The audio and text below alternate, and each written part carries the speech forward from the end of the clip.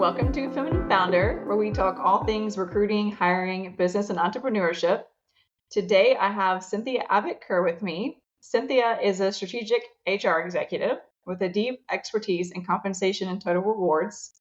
She has more than a decade of experience in leading and advising on HR operations, global total rewards, analytics, and culture for Fortune 500 and pre-IPO companies. And she's also the co-founder and CEO of Wellpay. So welcome, Cynthia. Thank you. Thank you for having me. So I'd love to hear the story behind how you got into the human resources space. Absolutely. So I'm going to date myself here.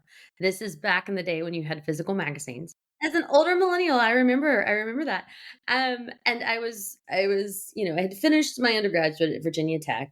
I'm originally from Virginia. I'm very, very proud of that. Have made my way across the country for opportunities. And so I finished my economics degree at Virginia Tech. It was a very rough market in 2009. And I was working for a company that was a startup, BioLion, doing some HR practitioner work for them, more generalist work, and really had an interest in what the future could be, the human capital space, the analytics space. And I was reading this magazine, I believe it was a SHRM magazine, and it was talking about how human resources was going to be in demand.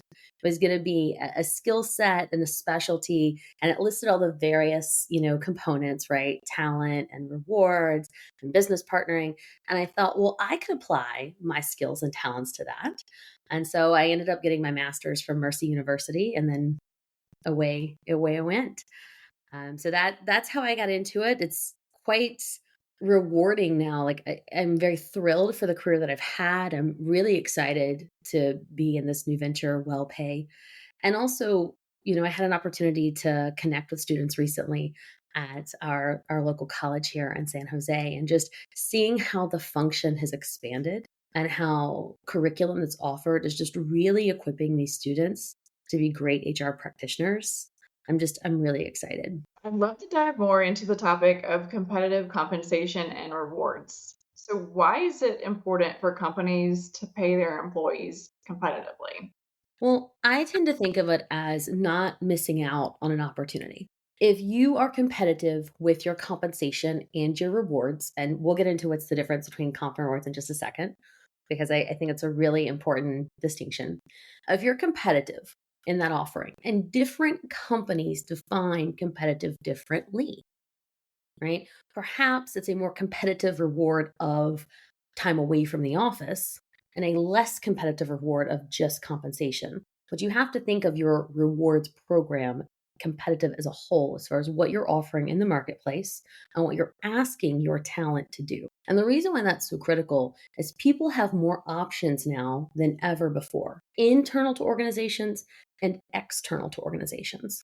With the growth of technology, there's so many ways now to, optimize and capitalize on your skill set in the market.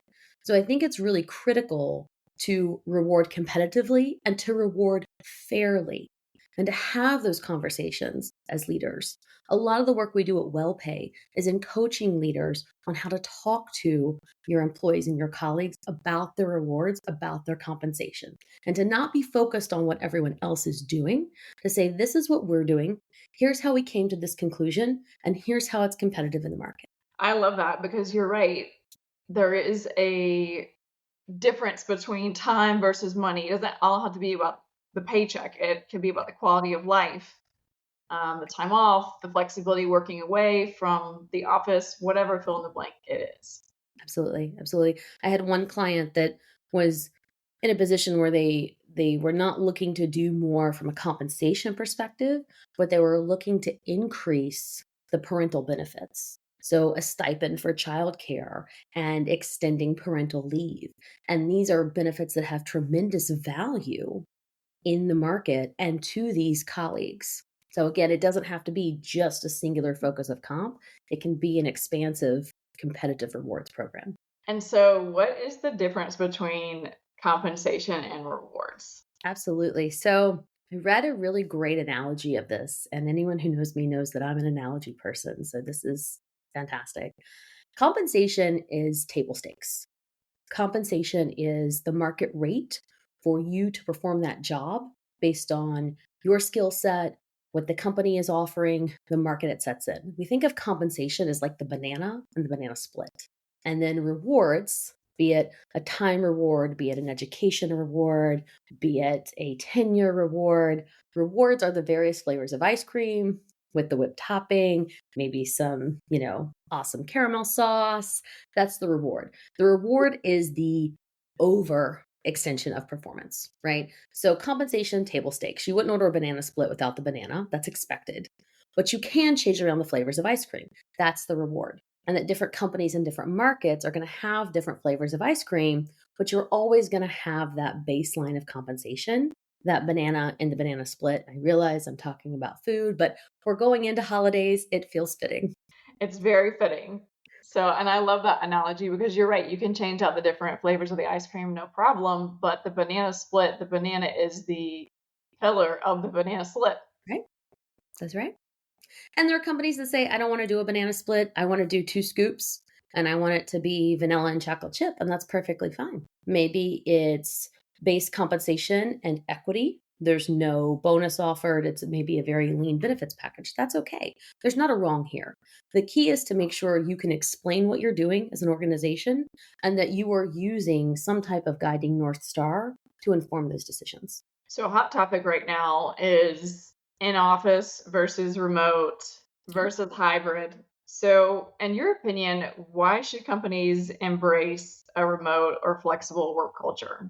I've been remote for the past 7 years. So I'm heavily skewed in saying remote is very effective. I also think we have to realize the 3 and that there's remote, there's hybrid, and then there's in office. And where I think some companies get distorted as saying it's remote, but it's actually hybrid. We want you to come in a couple times a week. So I would encourage companies to continue to be really transparent and really clear in what they're communicating.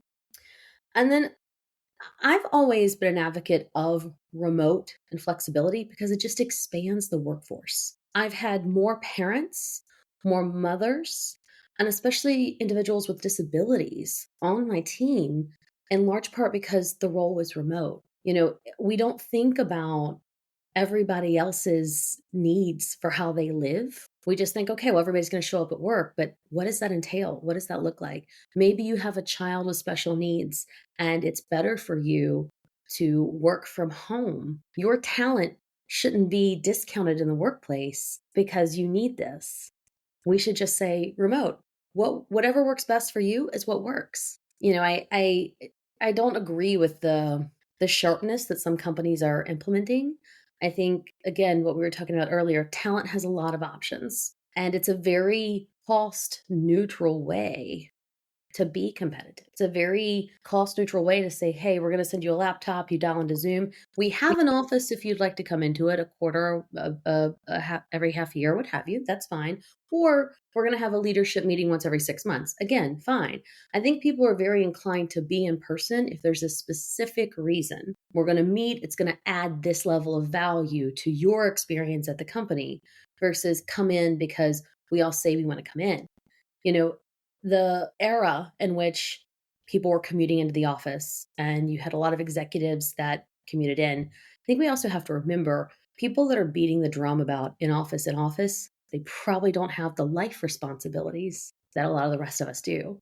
And we know there's a lot of data that says the responsibility of the household still disproportionately falls upon women. Doesn't matter the title we hold, the rank we hold, we are very important in our households and in our communities. And so I think that having that flexibility is going to be critical. And okay, so the market is not the fire hot market it was end of 21 into 22. That doesn't mean talent doesn't have options. And I hate for companies to be in this tight space and that if another company comes along and says, well, I'll let you, you have the same job, I'll match your comp and you can be remote, you're really cutting yourself out of talent. It's going to say, yeah, I'll take that. Why limit your competitive landscape? Is the number one reason why employees are looking. I mean, the compensation is obviously very important too. But as a recruiter, I'm having these conversations every day, all day with people. They want the flexibility. They want to do what's best for their family and also continue doing a good job. But you're right about that. Well, If we think about it too, we've all been flexible and connected, in the work life integration. And there's some negative there too, right? We've all been over connected. So I don't understand why now we're having this debate of where someone sits. We've had laptops for the better part of a decade. I mean, how many times have we sent emails while we're, after hours at somebody's little league game? Like, we've been doing this for a while now. The expectation of labor is not the 1950s. So the expectation of location cannot be the 1950s either. Oh, I love that. That's so good. And so, what can leadership do to make their employees feel like part of the team in a remote environment? I think the same rules apply to in person as they do remote, and that's creating a sense of community and connection. And it requires us to listen to each other. It requires us to be thoughtful in how we connect, in how we display ourselves at work. There's I think the old adage of manage by walking around. So managers felt like they knew what you as an employee were doing, what you were working on, because they could walk by your desk and see you. They also felt they had this instant access to you because, again, they could walk by your desk and see you. That's where the term manage by walking around came from. And it wasn't any more or less productive. You were just there. You were visible. So we have plenty of tools now that increase productivity. I think generative AI is going to continue to optimize and create productivity opportunities for us in the market. And I think that it comes back to creating the culture, creating the understanding, having time for each other. The same way you had to create time for each other in the office. We're just not physically there. But I've found that people are very willing to connect and create space and hold space for one another if you'll just converse. So, what can hiring managers do to train and support their employees better in a remote environment, specifically in the onboarding period? Yeah. I'd love to know what you're seeing. I've seen the ebbs and flows of this, right?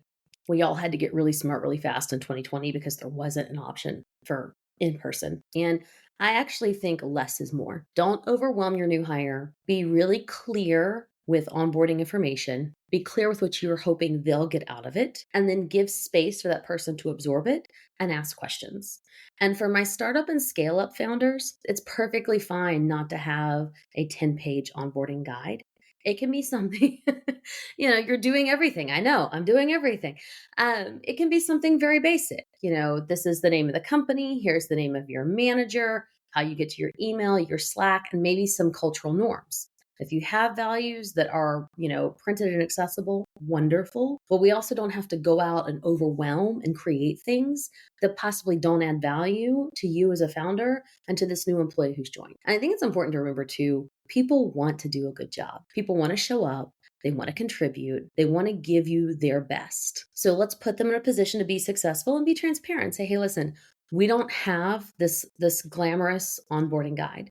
Is that something you'd like to create? We'd love to see your creativity. I found that most people will say, absolutely. It's something they can do, they can make an impact, and then they're involved in the solution. What have you seen in the market? The companies that do the best job, I've seen a lot of companies do a terrible job. They just give the employee a computer and the passwords and say, okay, great, figure it out. Or sometimes employers do, like you mentioned, like have the 10-page overguide, overkill, and the person's just, they can't absorb what they're learning. They're just drinking from a fire hose. So the companies that do the best job at it are the ones that find the balance of kind of hand holding the new employee, teaching them the reins, but also giving them space to learn and to ask questions, to do it their way. It might not be, you might get to the end the same way, but it might not look the same path.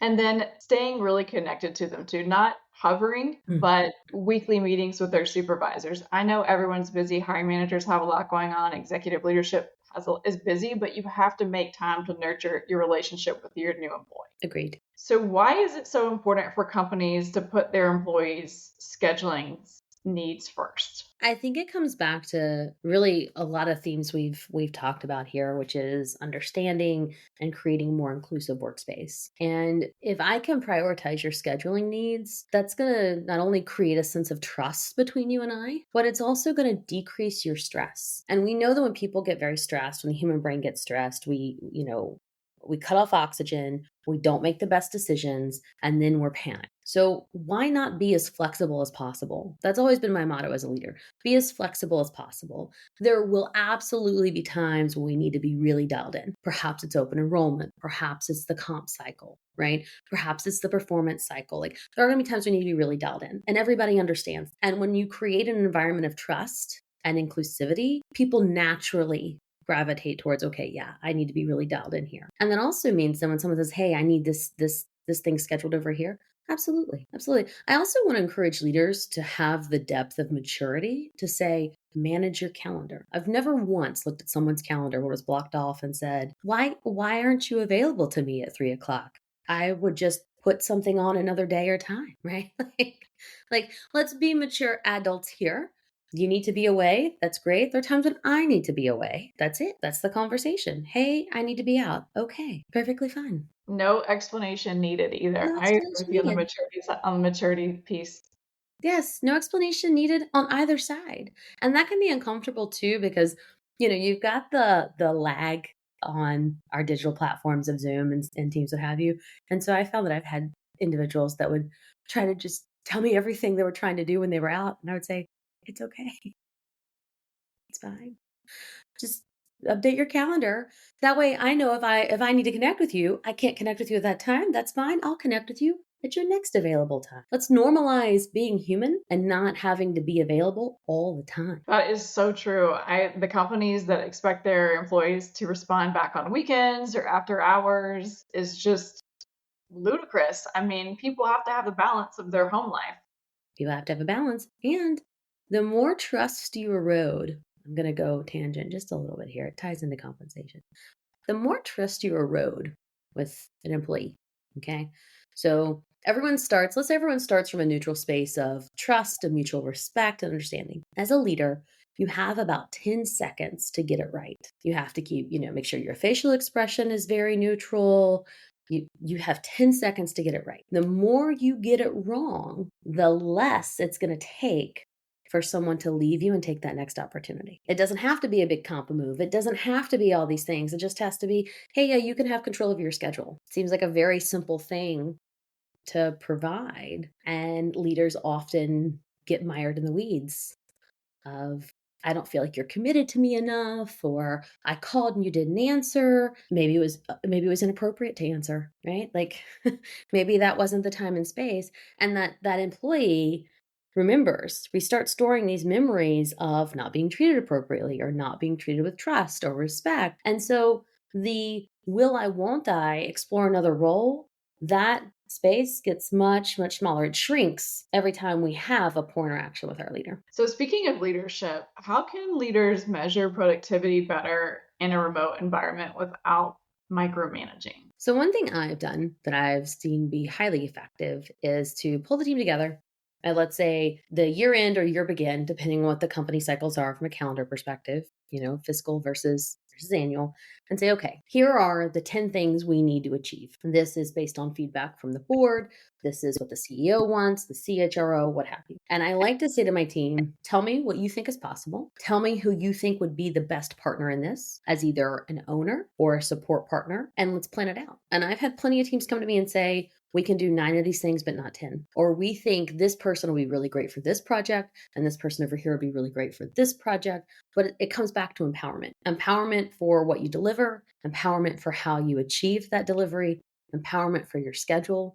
It all comes back to empowerment. If you make people feel like they have a choice and truly empower that choice, you're going to get a lot more out of them than if you're running some dashboard spreadsheet about how Janie clocked in but didn't clock out. And then I have to ask leaders, so then what are you doing as a leader? If you're a timekeeper, where's your leadership? So I have found it to be highly effective to say, here's where we need to go. Talk to me about what you think is best. And it works. A lot of times I've seen leaders don't know how to be leaders. They are great accountants or great marketing managers or whatever, fill in the blank, but they have not been taught how to lead. There's a huge opportunity in the coaching space, or would you say that comes to outside of coaching, or is it HR responsible for that? I think there is a certain element that HR is responsible for from a leadership understanding. I do think as a leader on your own leader journey, it's really incumbent for you to work with a coach. I've worked with an executive coach for 4 years now. And it's been incredible. His name is Mike Minashki. Great individual.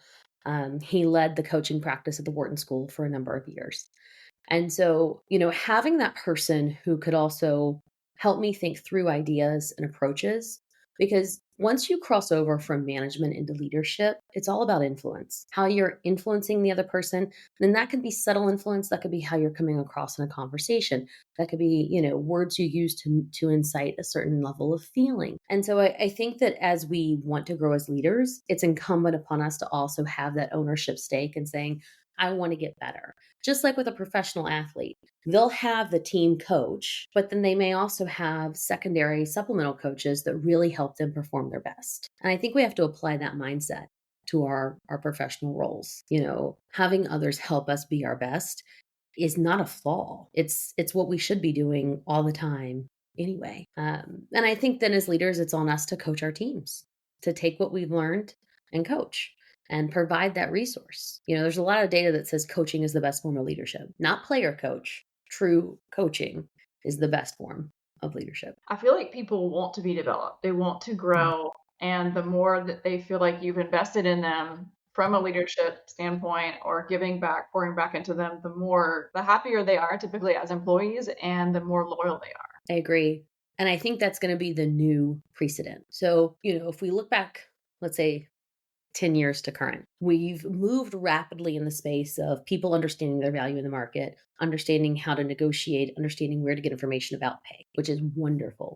It's a tremendous movement forward for everybody. I think that the generation behind me, Gen Z, Gen P, I was learning about Gen P the other day. They're the pandemic generation. Then you've got Gen Alpha. Their expectation is going to be that they come to the workplace and are provided development opportunities, not just pay, not just show up and do your job because I said so. They're going to be expecting these opportunities. And it's important that as leaders, we create it. In the Great Recession of 2009, we saw a lot of leadership really gutted and a lot of learning and development programs really gutted. And so you've had leaders for the past 15 odd years that have, to your very point, kind of grown up in this. They were promoted because they were there, or they were promoted because they were a really good specialist, but they never had that leadership training. And here we are. We've now faced a lot of uncertainty, crisis, different economic events that require leadership. And a lot of people have no idea. And I think that those entering the workforce and those even behind them is going to be far less tolerant of leadership gaps. So as we wrap up, how can our listeners find you? Absolutely. So very much like we spoke about earlier, I'm Cynthia Abbott Kerr. I'm the CEO and co-founder of Wellpay. The company website is Wellpay.ai. And Wellpay is on a mission to help companies provide competitive pay. We use artificial intelligence to drive real-time analytics and to really increase the optimization of what we provide to our clients. So thank you so much for having me. Really thrilled to be part of the conversation. And if I can be a partner to yourself or anybody who's listening, wellpay.ai. Thanks, Cynthia. Thank you.